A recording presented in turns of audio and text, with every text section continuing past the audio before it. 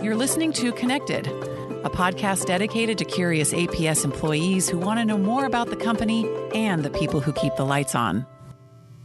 And we're back with a new episode of Connected. Katie, tell us a little bit about where we ran off to this time.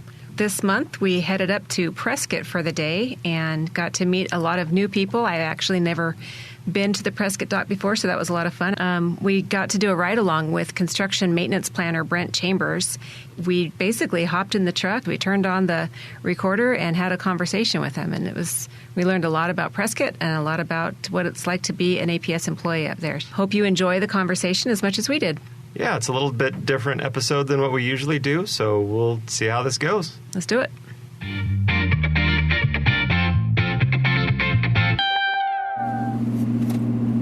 All right, I hit record, so we'll get it going and see what happens. Right on. So if you want to, maybe just tell us a little bit about yourself and what you do at APS. Maybe, I know Mackenzie mentioned you kind of had a cool path through the company. And Yeah, sure. My name's Brent Chambers. I've been with APS for, I guess this is my 32nd year here.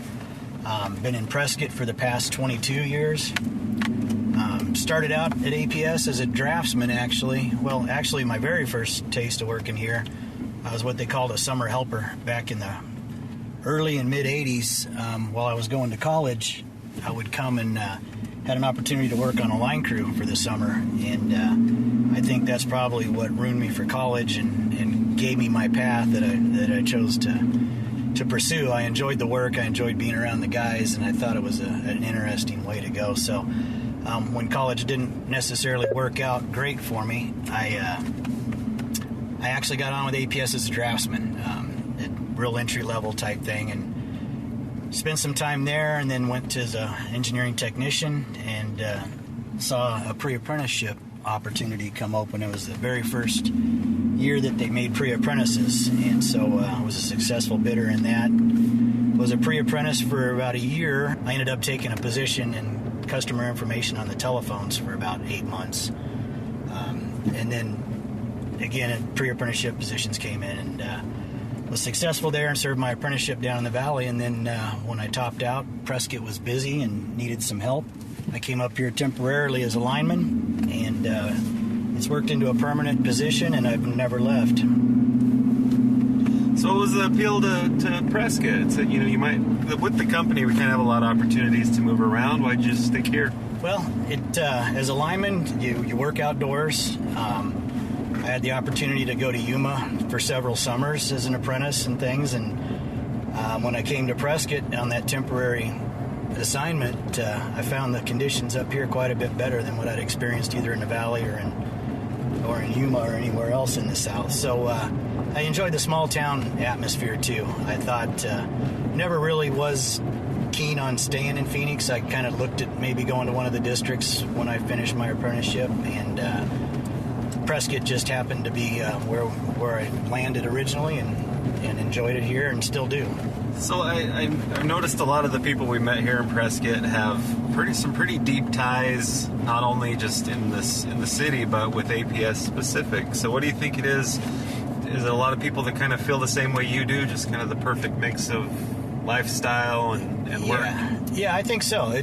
To me, Prescott as a whole, if you're not going to stay in the valley and you want the smaller town atmosphere, we've got it. If you're into outdoor activities, there's hiking, mountain biking, hunting is close, and with the weather that we have here, a little touch of all seasons, it makes it kind of the ideal place to be. It's a small town in a way.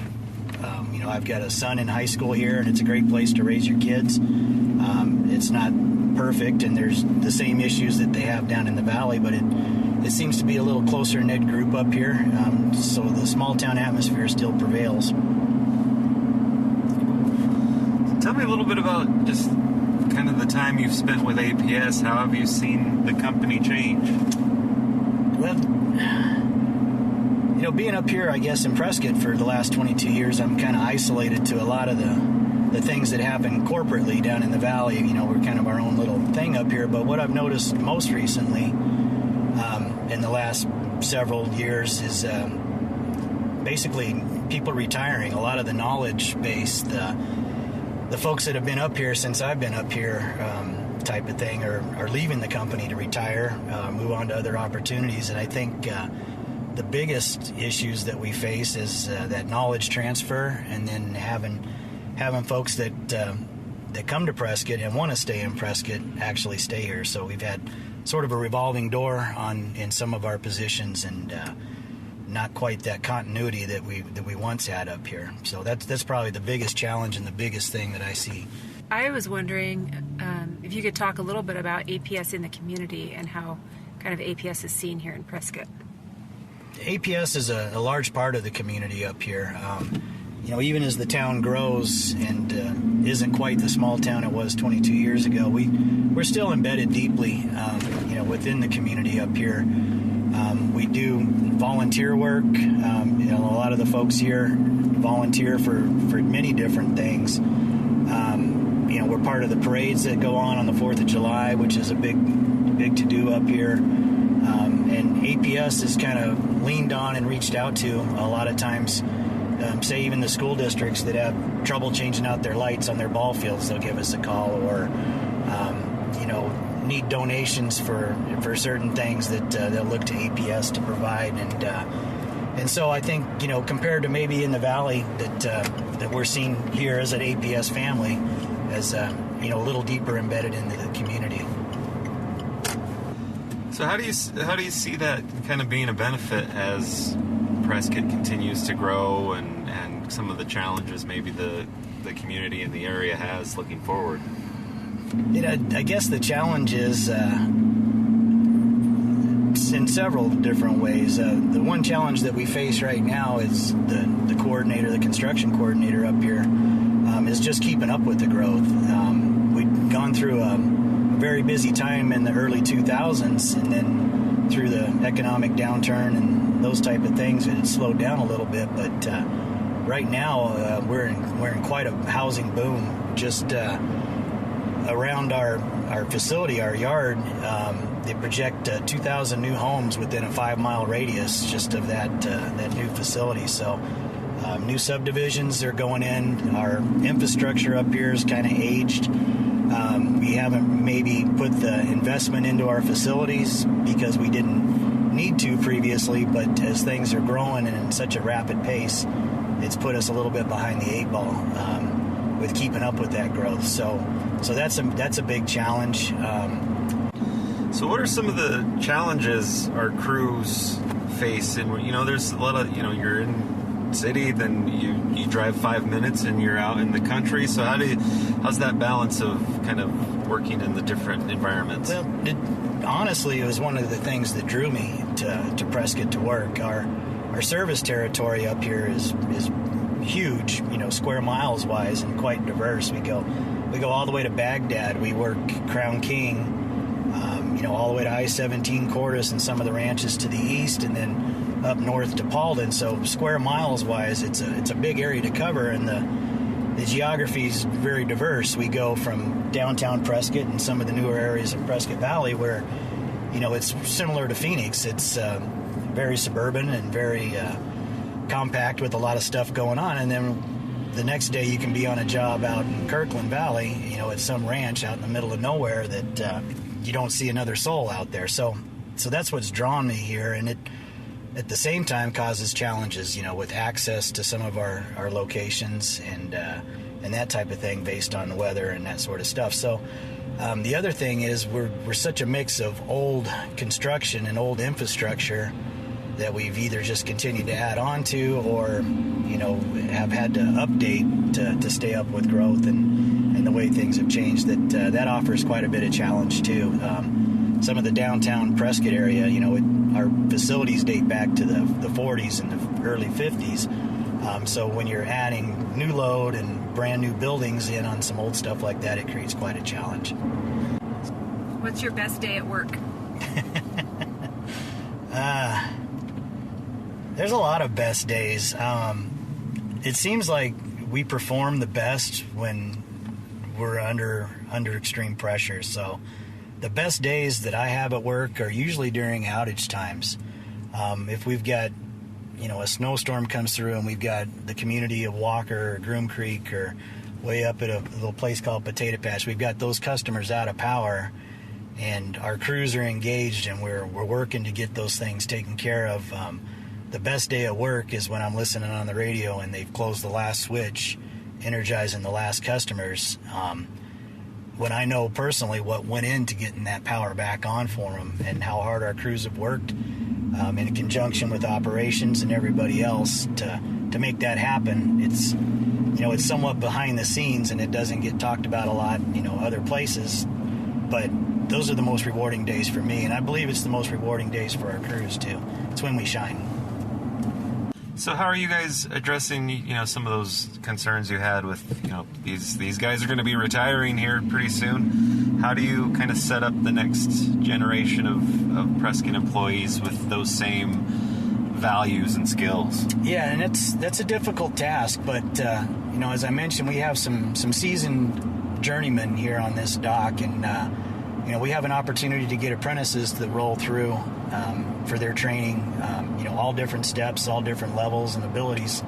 And our guys are dedicated to making sure that those guys, feel comfortable in asking questions. And our guys like to teach. They'll hold the apprentices accountable, obviously, but at the same time, they're there to teach. And so that's the only way that the next generation is going to carry on the traditions that either we've set here or that APS crews as a whole have set, is to invest in our apprentices. And so, like I said, we take it very seriously here. We do grade cards as a group.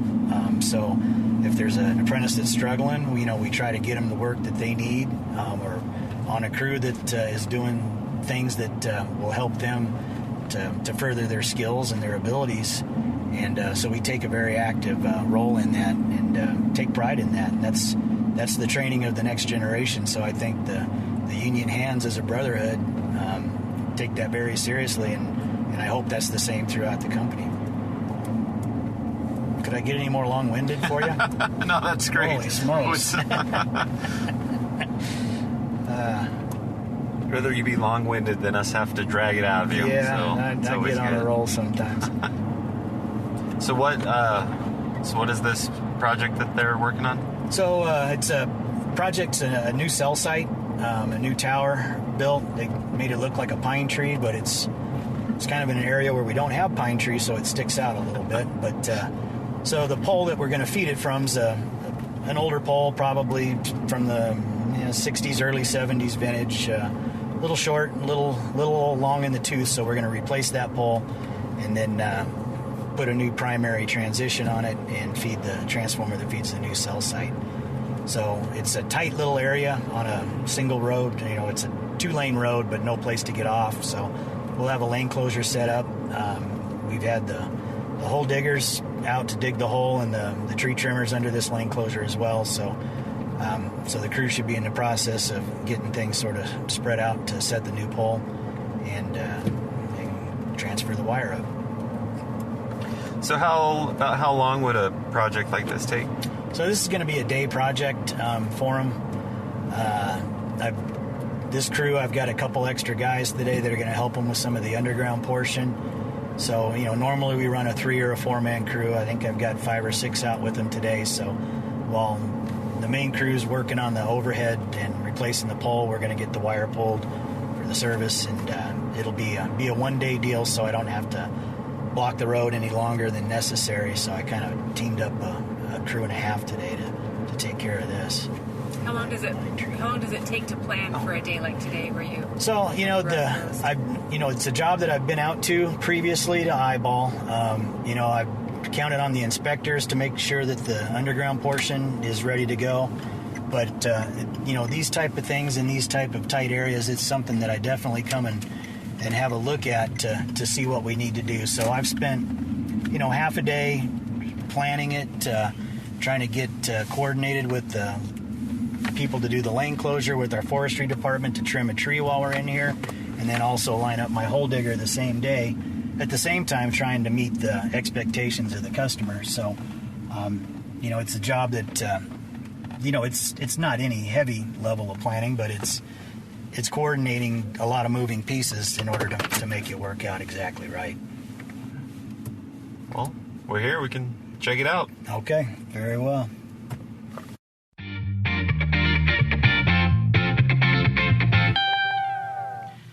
All right, thank you to Brent for his time and his willingness to chat with us. He was worried he was a little bit too chatty, but I think he was probably just right. It was great. For the podcast. It was awesome to hear not only his story, but when we're up in Prescott and hear all the other stories of the employees up there, and to see how common it was for kids to grow up in Prescott, get out of high school, and think, I'm going to blow this town. And then they end up coming back, finding their way to APS and really building a life there, to the point that it's generations of APS employees that work there in Prescott. Yeah, it's truly a family, and it was great. It was a great day, and I can't wait to go back. Definitely. So we will leave it at that, and we'll see you next time on the next episode of Connected. See ya.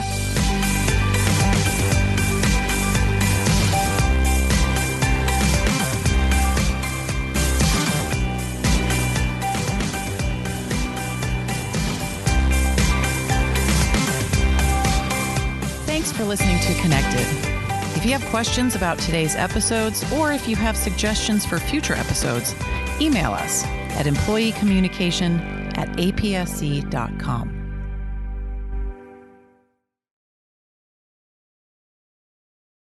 You're listening to Connected, a podcast dedicated to curious APS employees who want to know more about the company and the people who keep the lights on. All right, Michelle, we've wrestled the podcast back away from the interns after 2 months of them taking it over for the summer. Yeah, it seems like it's been a long time since we've got together to do this, but I think we have an awesome episode lined up for our listeners this time. Yeah, and we're going to jump right into it. I had the cool opportunity to go out with the Next Gen group. We're invited by Palo Verde Young Generation of Nuclear to come out and take a tour of the plant site. I actually stayed behind and got an interview with 4 people who were pretty integral to a refueling outage. Yeah, super cool. So we had the opportunity to sit down with them and just have them walk us through. You hear a lot about, Palo Verde's in a refueling outage 2 times a year. When they're in that, don't even bother calling. They're just busy, and there's a lot going on. So I wanted to get a little more insight into that and find out what does that even mean? Yeah, it's like we pulled back the veil on it. So I'm excited to jump right in. Yeah, let's jump right to it. All right.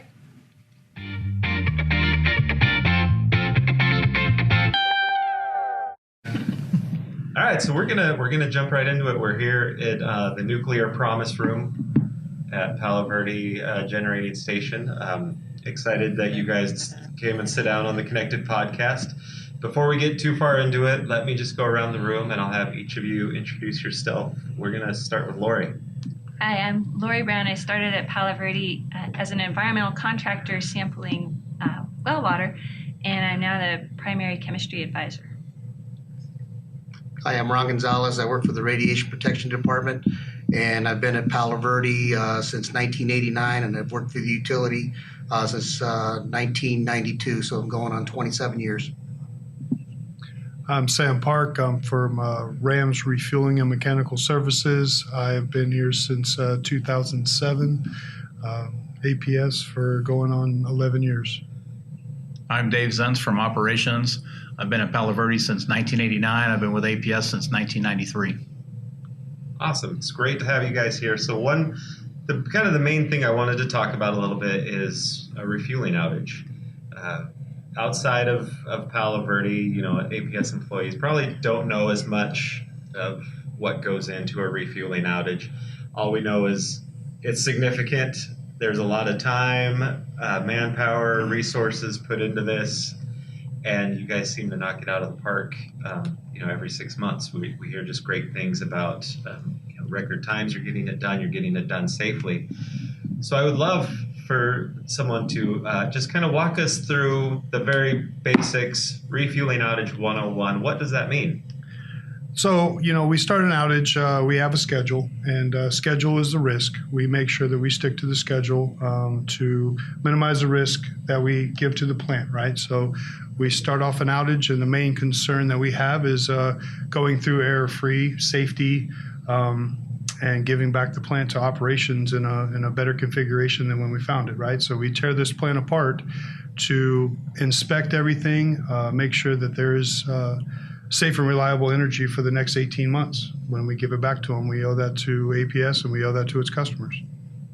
So is it almost just a matter of maintenance? It's just regular maintenance? It's basic maintenance. You would tear your car engine apart every 18 months just to check for little things that you want that car to rely. If you're going to take a trip across the country, tear the engine apart, look at it, make sure, put it back together, and know that you will be able to go from point A to point B with that car, and that's what we do every outage. So how often does an outage kind of uncover a potential problem that might save us from a lot of heartache later? Starts from the get-go. We go up and we inspect the polar crane, because the polar crane is pretty much the backbone of the outage. So we do that the first night, thoroughly go through lubrications and inspections, and then at that point we open up the big equipment hatch, kind of like your garage door at home, and we start unloading containment with all the tooling and materials and everything that we need. And from that point on, it's all groups in. We start doing, everybody has their part, That's a great segue. Everybody has their part. I'd like to go around and everybody explain their part. What role do you fill in an outage? We'll start with Lori again. So for chemistry, we actually start before everyone gets there. So our main thing is to get the plant set up so that it's in the best condition for everyone to come and work. I work in the radiation protection department, and our department is kind of unique. We are here because it is a nuclear plant, but as Sam alluded to, it's just basic crafts. We have mechanics, we have operators, INC folks, carpenters, you name it. Just about every craft that's out there in the real world exists here at Palo Verde as well. Our job is to assess the radiological conditions prior to the crafts going to work, and we give them input on the type of clothing that they're going to wear, or the time that allotted to be in certain areas. So that's pretty much it in a nutshell. During the outage, I'm a containment coordinator. We have a group of 6 to 8 people on both nights and day shift that oversee all the work activities in containment. Our main job is to remove roadblocks, and if something emergent happens or something unexpected happens, then we'll contact our outage control center, and if they need extra help, we can get extra help in there and just try to keep the process moving. The big word for our team is always momentum, is to keep the momentum going, because once momentum stops, it's hard to build it back up. So our job is to keep it on, everything in there, and then just remove roadblocks from everybody. So our group owns about 80% of critical path, right? So me and Ron, we work absolutely hand in hand, right? I can't do my job without him, and he's here for us, right? So they run containment, and we have a RWP that we have to follow, and he gives us exactly what we can do and where we can do it at. And just like containment coordinators, he takes the roadblocks out from in front of us, right? So containment coordination is schedule and making sure that we do follow everything, and if there is a problem or we see something that could hinder the schedule, we immediately go to the containment coordinator. He calls the outage control center, and we start getting everybody notified so we can come up with a game plan and contingencies to keep the outage going. You mentioned RWP. What's that? Ron? It's a radiation work permit. It governs how they're going to perform their work while they're in the field, depending on the area that they're going into, the nature of the work, whether they're going to need to open up a system or not, whether RP is going to need to be involved there. So it describes how they're going to perform their work in the field. Awesome. Perfect. What's a typical day during a refueling outage look like? Is there a typical day? Yeah, for the most part.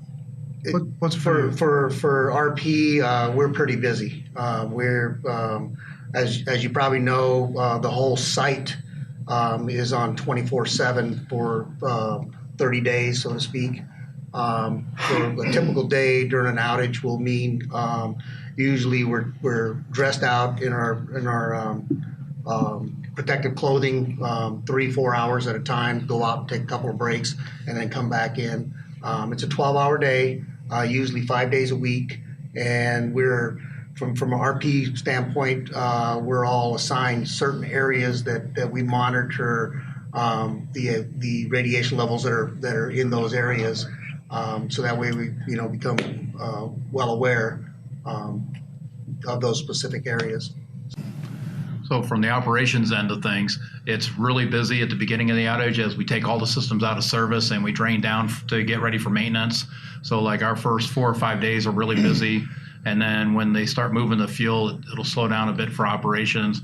And then as maintenance brings equipment back, then it gets busy again towards the end of the outages. We get ready to bring the power plant up. So operations, they can go up and down just depending on where we're at in the schedule. So for mechanical services, it's go time from the minute we set the breakers. We walk in, like I said, we do the polar crane. Immediately open the hatch when we hit mode 5. At that point, we start unloading containment. We start to disassemble the reactor, and it's just for 30 days. It's nonstop. So I know a big component of an outage is a lot of contractors coming on site. What are some of the, opportunities and challenges in working with a lot of new people that are coming on board? Well, for us, it begins with training. We got to train them, get them up to speed on our procedures and policies. So that usually a week ahead of time, maybe sometimes 2 weeks ahead of time, they'll come in and we'll go over those policies with them. And then from there, it's just getting them in the field and keeping an eye on them, and they help us as much as they can. We have the same. We have the short-term contractors come in. It's about a week before, and really our sole purpose is to make sure that they understand our culture, safety first, right? And we get them trained up in certain aspects of the jobs that we're going to do. We have a lot of mock-ups that we spend time with them. They read procedures, any updates to any of our procedures. We have a what you would call, a stand down that we have with them. The true crews, the week before outage, we all split into our 4 shifts, 6 a.m., 9 a.m., 6 p.m., and 9 p.m. And we have a job lead and a leader for each of those 4 shifts. So we do work around the clock. And just to make sure that these guys understand our culture, our safety culture, and what's expected of them, know when to stop when unsure, and that we do go through this outage without any huge performance events. Speaking of safety, how do you share that safety culture with the contractors, and how do you keep that top of mind when you're working in what I'm assuming is a pretty stressful situation? So for like I said, for us, it's mainly lead by example. You have to walk the walk, talk the talk. And when we go in, these guys are relying on us to make sure that they are doing the right thing, right? We have a co-workers keeper that's assigned to every crew. And if there was a guy that, gets sidetracked, he's not really paying attention to what he's got going on, we need to stay focused. And usually that co-worker keeper and essentially the whole crew is to look out for one another and make sure that we're doing the right things, and that we can go through injury-free and come out the same way that we come to work, all our fingers and toes, and finish this outage up with a good safety record. For containment coordinator, it's one of our jobs is to be on the lookout for safety, and we try to keep a lookout because we pretty much know we see the same faces in containment outage to outage. So when we see new people in there, we try to keep an eye on them just to make sure that they're doing everything properly, and just do some positive coaching and stuff like that while we're in there. Never have to really yell at anybody. Everybody's really receptive always in there because it's a high industrial environment. There's always stuff moving overhead. And so, if you see new people, sometimes they get in awe of what's going on in there. And so you just kind of got to just tell them, hey, we need to step over here and out of the way. And everybody's always really receptive. That's one of the things we do as oversight is our big thing is safety, is to keep an eye out for everybody else. Because it can be a bit overwhelming for new people in there. It really is.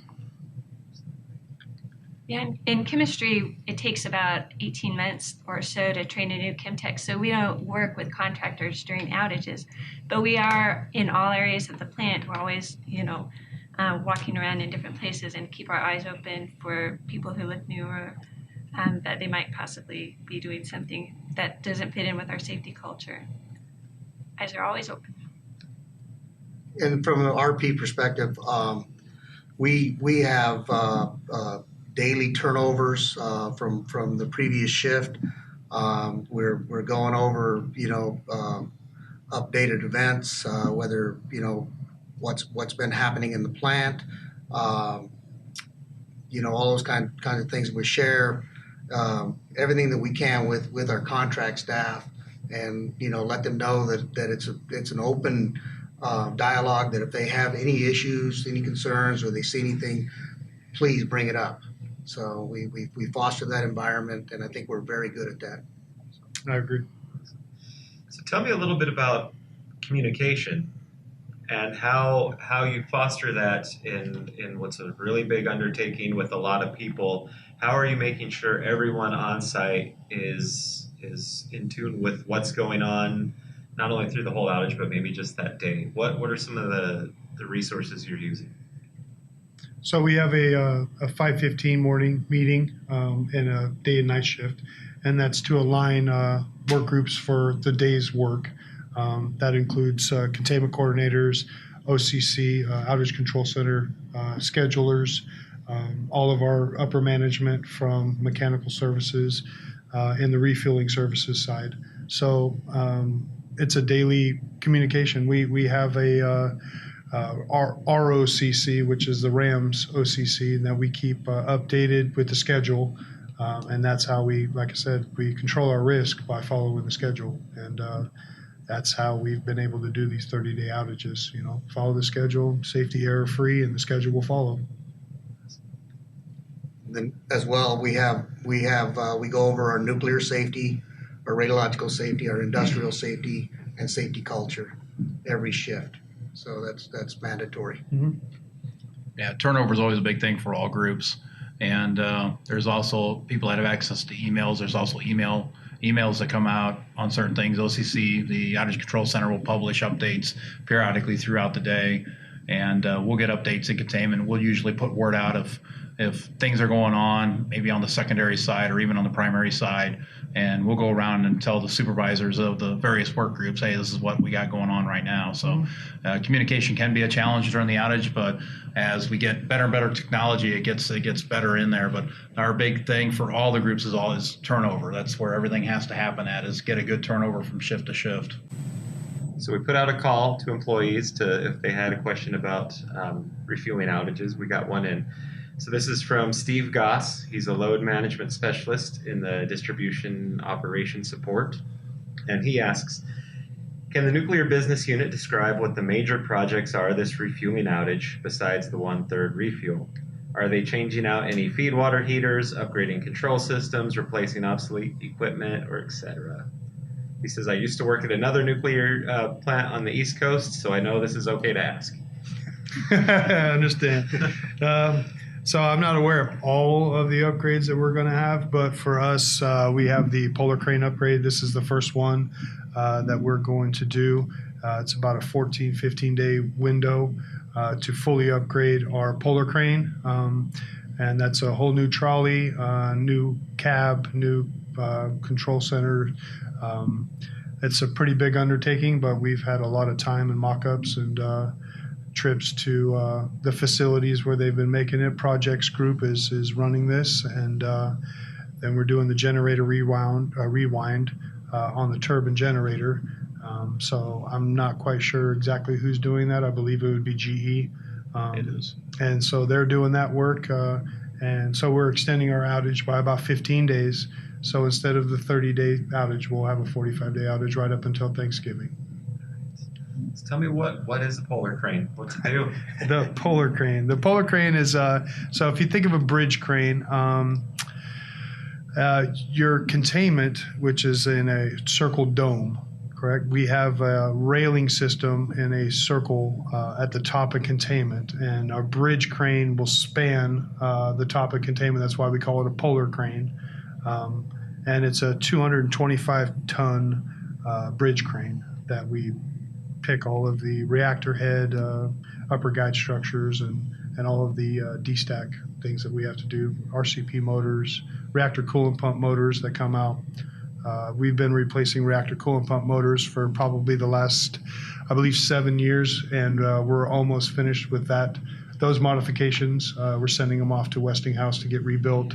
So these are long-term plans that we've had in place for upgrading our facility and making sure that we can make power for the long term.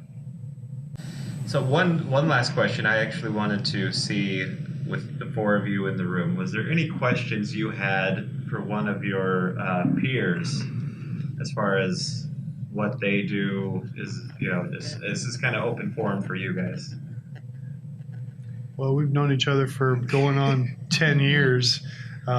So like I said, me and Ron and Dave work hand in hand every outage, right? So we're just pretty much a big family out here. This is where we spend the majority of our time when we're not with our family. So, I know these guys, and Facebook keeps us all connected, and we all kind of know each other for quite a long time now.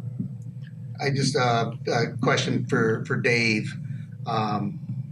He puts on a slightly different hat during the outage. He goes from operations to a containment coordinator. How long did it take you before you were real comfortable with that dynamic, that job of being a containment coordinator? Probably 3, 4, maybe even 5 outages to really get comfortable with it, because it's a big learning curve, because in operations we go in, we'll do a tag out and come out, and so we don't get to see the overall work activities in containment. As an operator, you just go in, do your job, come out. As a containment coordinator, you've got to keep the whole entire broad perspective on all the work groups in there. And so, the big challenge is learning who's who and learning all the leads of all the major work groups. And it takes a while to learn all that. So, we have the basic understanding of how everything works. And then, it's trying to get down to the levels where everybody's working at to really learn who everybody is and to be able to remove roadblocks. And it just takes time because you're only doing it, twice a year for 30 days typically. And it took a good 3, 4 outages probably to get comfortable in there, because you're really stepping out of your norm, for the job. So, but it's a great job. It's really fun because you really get to learn what the rest of the people out here do and stuff like that. You see the hard work that the carpenters put in to build scaffold for everybody to be able to do their job and see everything, because normally most people don't get to see the interaction that all the work groups have to make the outage successful. It's amazing. It really is. I think we can close on that. Appreciate you guys and your time and your tenure with the company. You're here because you were recommended because of how good you are. So really appreciate your time. Glad to meet with you guys and talk with you, and maybe we can do this again. Absolutely. Thank you. Thank you guys. Yep, thank you.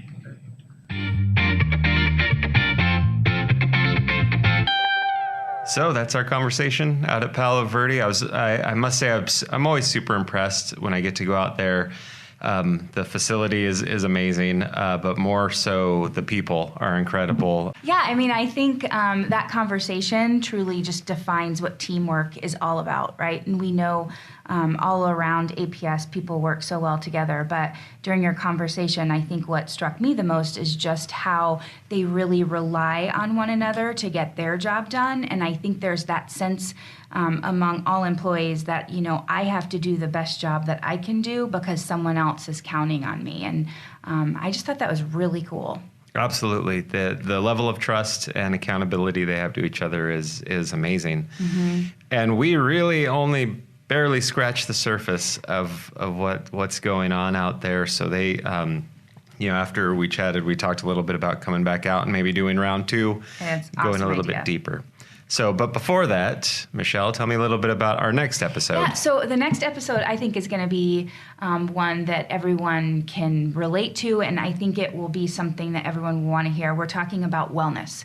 So we know that, if you read the newspaper or listen to the news, people are stressed. And so we talked to some folks in HR about all of the benefits APS offers, and then we get a little bit of advice on what we can do to just chill out and come to work refreshed, able to do our best work. Awesome. So until then, let's chill out. Yeah. Thanks for listening, everyone.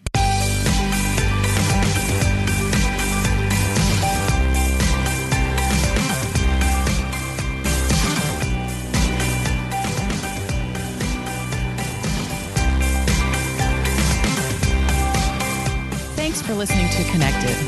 If you have questions about today's episodes, or if you have suggestions for future episodes, email us at employeecommunication@apsc.com.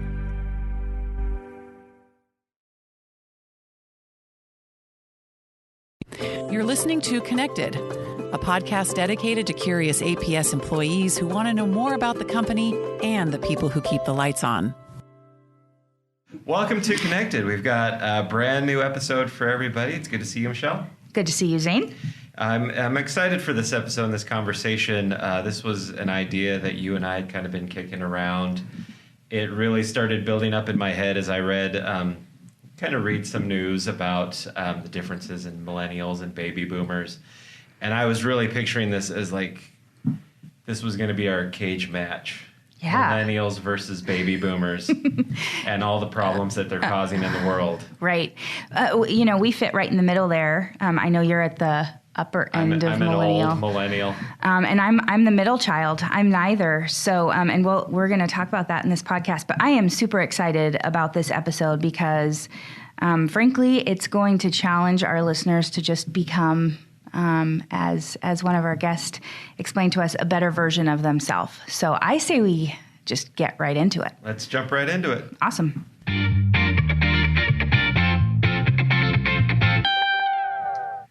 We want to welcome Ty Freeland, Director of Human Resources, to the podcast today. I want to preface this by saying Michelle and I went to Ty. We had this idea of, and I really thought it was going to be millennials versus baby boomers and all the problems they're creating for the rest of us in the middle. So I brought that idea to Ty, and he's like, that's interesting, but that's really not quite what's happening. It's a little bit different, a little more nuanced, as I would hope it would be. So we're going to talk a little bit about that and kind of some of the generational issues and opportunities we have at APS. Hello. Welcome, Ty. Thank you. We're glad you're here. I'm glad to be here. So I'm going to start with kind of the first question that I have is, at APS, just like many companies, we have this co-worker population that represents a gap of about 40 years, right? From, our youngest to our more seniored. With that, there's, a range of experiences and expectations. How do you think we're doing as a company bridging those? Between all of these different folks, how are we doing? I think it's a great question. I think it depends on who you ask and where that person falls from a demographic perspective as well. One of the things that strikes me, though, is I don't know that the differences of age, of a person's age, is a new topic. It's just one that we have new descriptors for. So if you go back, years and years ago, the post-World War II generation was talking about the hippies or whatever was going on. And what's the big buzzword today? Millennials. Most people don't even know how to define millennials outside of that younger generation or whatever that means. So I think one of the things we have to be really careful, though, about are these labels that we place on people and what these stereotypes really mean, and maybe shift the conversation a little bit more from talking about these broad strokes of labeling and more of thinking about diversity of thought, more about respecting one another and being more open to new ideas and personal preferences that may transcend a person's age or demographic so much as just how they think or how they are naturally driven. Yeah, I think you're spot on there. It's not about age. It's not about any of that. It's just having the conversation. And really, when we think about differences, those can be seen as strengths, right? It's all about the way we manage them. And if we manage them inappropriately, they become weaknesses. So aside from having good conversations, what do you think employees can do better? I mean, what can we all do better to get to know one another a little bit better? Yeah, I think one of the first things is, we've had some targeted, we'll call them like focus groups. There have been different forums where the topic of age has been out there. And to Zane's earlier point, when we first kind of talked, we kind of laughed about it a little bit, of talking about millennials versus baby boomers. And there are more generations than just those two, but those are the two that always rise to the top. Partly because from a representation perspective, there were some differences there. As far as natural styles, maybe likeness to technology or other things. But I think one of the first things we need to do is recognize that millennials don't like to be talked about. And they feel like, and somewhere as we go along, it's like become either socially or professionally acceptable to make fun of millennials. Mm-hmm. Oh, they always get trophies. Or, oh, you know what, the millennials, they only want to be texted to. They don't like to be talked to. I mean, those are really broad kind of stereotypes placed on a large group of people, and that's not always true. Mm-hmm. One of the things I was laughing to Zane about when we first talked is, what about the middle child? Mm-hmm. That would be me. And that would be me. We're like the middle child that no one has pictures of, no one talks about. You don't remember their name, but if you look from an overall percent perspective across APS, the Generation X, those middle children, that's over 40% of our workforce. Wow. is in that demographic.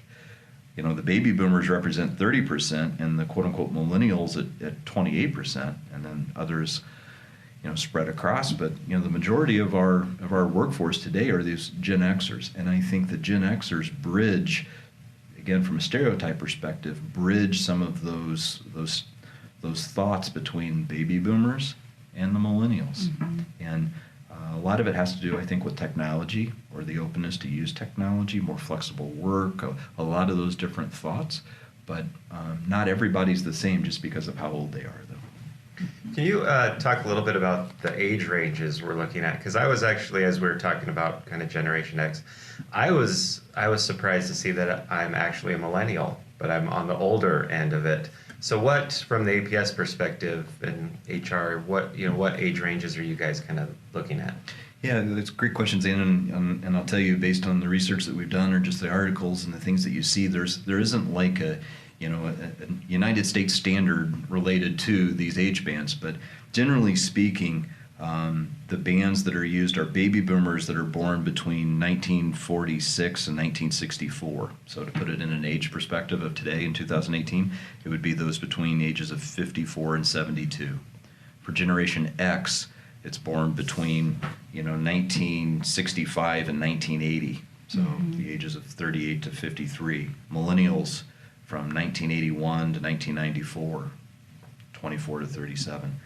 And then Generation Z, it's not a lot of play. You don't hear a lot about Generation Z, but Generation Z are those born after 1994, so 24 and younger. And across the enterprise, as of last week, we had about 85 of our colleagues were born on or before 1994. Mm-hmm. So we do have a lot of different generations at play here at APS, and maybe instead of focusing so much on exactly how old or what generation they are, just representing the strengths of our diversity. Mm-hmm. Yeah, it's about diversity of thought too, and it's interesting that you use, the phrase of the middle child, because at home I'm the baby of the family, and I would say that my sibling probably would say that I very much so act like the baby, but at work I am in that middle part, and so I feel like one of the things that I can do as an employee is bridge that for those millennials and then the baby boomers. Mm-hmm. Kind of help to have those conversations about, it's not always that the millennials want to be texted to and the baby boomers hate technology, because neither of those are true. I think that's a great point, Michelle. And I had a conversation the other day with someone who falls within the millennial, time frame, if you will, based on age. And what she said was, it's not that I only want to be texted to, I just really don't know what it's like in life not to have the option of getting a text. Mm-hmm. And to me, that was a really important point of, It's not because they're a millennial that they only want to be texted to. They just like to have those options, and they want to make sure that, that those levers are out there and that you can use them. So Right. just a different way of thinking. Well, I think there's something valuable about what you do, Zane, that you know what our employees like to read or watch or listen to when we talk about the content that we push out, is that of the stories of our employees. And so I think there's a real opportunity for all of us to just to come together and share those stories. Well, I think that's a really good example of kind of Ty's point to, it's not so much a generational thing. It's a very personal thing of what people are interested in the company. Typically people in the baby boomer generation who've been with APS for a few years love the history that we share sometimes. They love that. But you also have newer employees that absolutely love it too. So that's not a generational thing. It's a very personal, what people are interested in, and it varies wildly. Along those lines, I think it's just important from an air trap perspective for us to think about, as we talk about our employees and as we have these conversations about millennials versus baby boomers, that same thought applies over into our customer base. So just as we look at our employee population, we need to think about our customer population and realize that, as a company, we serve, many generations. And we need to be mindful of that, and also to think through in how we communicate and how we talk about, and some of maybe those unconscious biases that we have within, thoughts here on our employees, to be aware of that air trap when we're talking to our customers as well. So it might just be something for us to challenge ourselves with. Absolutely. So what is some of the work you guys are doing in HR to not only better understand this, but maybe kind of influence just the work you're doing in the recruiting space, or all the other areas? You touch so many parts of the company. What's the HR approach to this? Yeah, I think to me, Zane, it kind of rolls up more in an overall diversity and inclusion kind of a thought. I mean, so often when you think about diversity and inclusion, age is not always one of those things that immediately comes to it. But to me, when I hear the conversations around it, it's more about inclusion. People don't like to be separated out. You don't like to feel like you're on the outside, or you don't like to feel like someone's making fun of you or making some assumptions of you based on how you look or your age or any of those things. So to me, the conversation's got to be a little bit more about how can we as a culture, how can we as leaders, how can we as colleagues, how can we just be more inclusive, and to make sure that any either bias or unconscious bias we may have of what we're saying or what we think is funny isn't impacting people in a negative way. And I think the age for the younger ones, it is that way. And I say the younger ones. I think you could go up to any employee and say, can you make fun of someone because how old they are because of their age being in more of the senior range? Immediately, no. Then why is it acceptable to make fun of somebody about their age because they're younger? That's not right either. So to me, it's not just an HR issue. It's just more of how do we want to act as our own culture and as employees to respect everybody. Yeah, I think that's a great point. I think it comes down to being human, right? A good human, and being compassionate. Listening with compassion and understanding where our coworkers are in their career and what's going on just with them in general. I think it helps us to meet in the middle. And if we do that, we know we're going to be more successful. It's a really fascinating topic. It is. And to me, I think maybe I was shaped a little different earlier in my life, and it was through the military, graduated college through ROTC and, immediately, commissioned in the Air Force. So you walk in on day one and you're, quote unquote, a leader. And you had people reporting to you that had 20 years plus experience in the military, but based on quote unquote that rank or whatever that was, there was an age dynamic to be mindful of, and it was just more of a mutual respect and a way to treat one another. And I think I started out recognizing that and realizing it's just through mutual respect that you're going to be okay. And I think we have some opportunities to look at that here at APS and just kind of think through it. It's not about one's age. It's about how we treat one another, how we respect one another, and how we just leverage one another's differences in a positive way. So to go a little further into that, I know in researching some of this, when you're looking up the generational differences, a lot of the media just really loves to hammer on the millennials about avocado toast, and millennials are killing whatever it is this week. So what resources do you recommend that we could reach out to learn a little bit more about how we can kind of overcome this, have these conversations like we've talked about today, and just kind of make those generational differences not so much of an issue?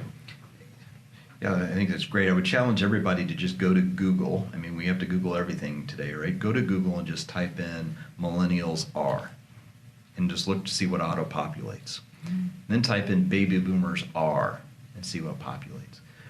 And then for whoever's listening, go in and whatever bracket you find yourself in, type in, Gen X, baby boomer, whatever are, and see if you feel that describes you. And I'm going to guess you'll feel that it doesn't. But I think that's the danger of the stereotypes you have to kind of think about. I completely forgot your question, Zane. I got so excited because I remember the last time I put in Google and I typed in baby boomers are, it says, millennials are killing mayonnaise, and I can't get that out of my head. Millennials are killing mayonnaise, and it was something about avocado toast. But then I remember it said that baby boomers were evil, so I don't think any of the baby boomers would feel they're evil, and I don't know too many millennials that think they're killing mayonnaise. So somewhere in between, maybe there's a balance.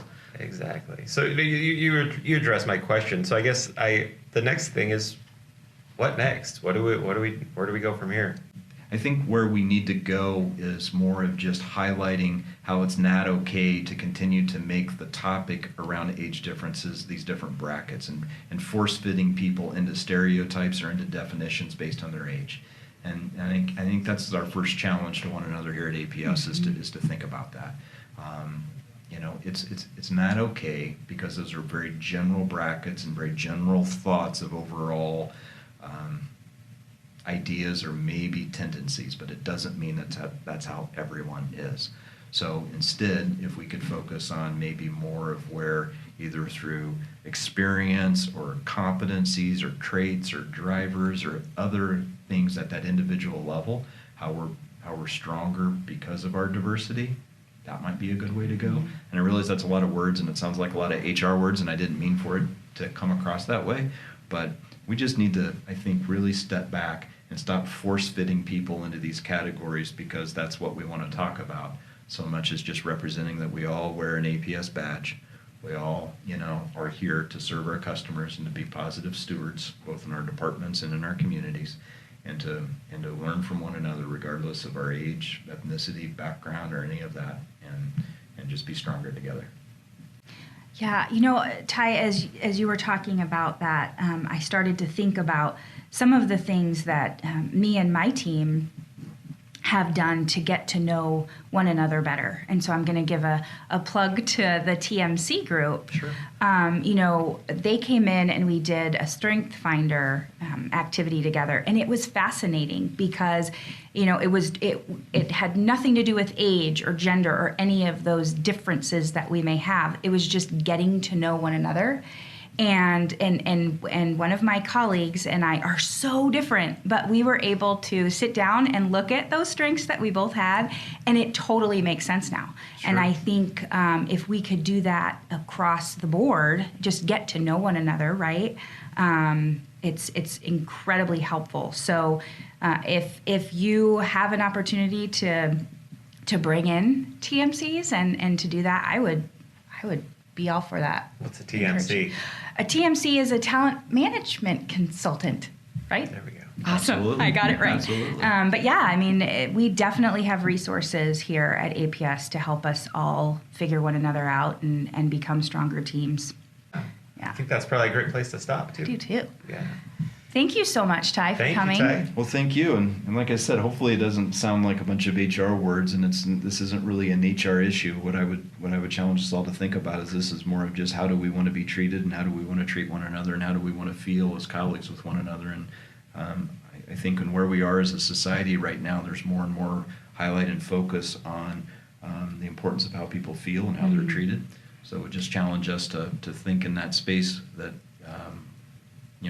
quote unquote, making jokes at someone else's expense based on their age, whether or not that was your intent or not, could be interpreted that way, or someone could feel that way. And we just need to think a little different. So maybe lean into being more thoughtful of that and more inclusive.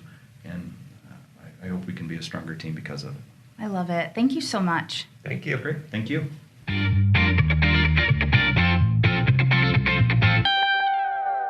Thanks again to Ty Freeland, Director of Human Resources. That's right. I kept getting that wrong. I like Ty a lot. He's always candid, honest, even for an HR guy. Yeah, that's funny. Hey, I started out in HR. I feel, Zane, like these podcasts do just keep getting better.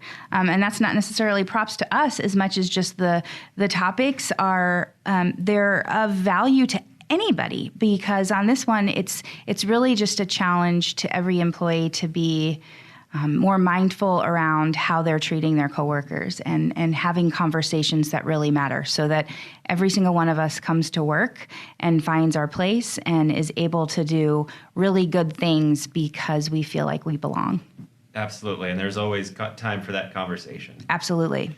So in the next episode, we're going to be shifting gears considerably. Yes, that's for sure. We're going to get a little geeky about batteries and battery storage, and I know you're super excited about it. I am. I am going to pull out my inner nerd and get all engaged in batteries, and I'm looking really forward to it, actually. It's going to be a blast. We'll see you next time. Thanks, everyone.